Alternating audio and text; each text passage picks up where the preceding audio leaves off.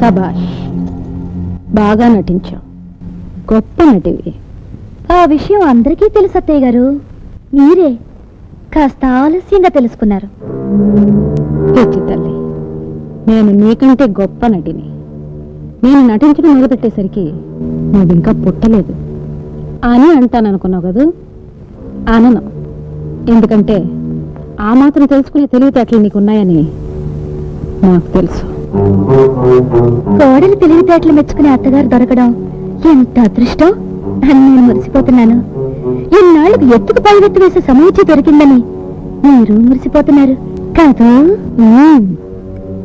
ఎత్తెంతో తెలుసుకోకుండా ఎగిరెగిరి పడితే మూతి పళ్ళు రాలిపోతాయి అని నేను చెప్పను. రాలిపోయిన పళ్ళు కట్టించుకున్న అనుభవజ్ఞులు ఎదురుగా కనిపిస్తుంటే నాకు ఆ మాత్రం తెలీదా? ఈసారైనా కాస్త జాగ్రత్తగా ఉండండి నేను చెబుతున్నాను అత్తయ్య గారు. 20 ఏళ్ల కుర్రకుంకో కాబట్టి నోటికొచ్చిందల్లా వాగుతున్నావు. 60 ఏళ్ల అనుభవం ఉన్నదాన్ని కాబట్టి నేను నీలాగా వాగను. 60 ఏళ్ల వయసు అవగానే రిటైర్ అయ్యి మూల కూర్చుని 20 ఏళ్ల కుర్రకుంకకే పెత్తనం ఇచ్చేయాలంటానని తెలిసే వాగుండరు.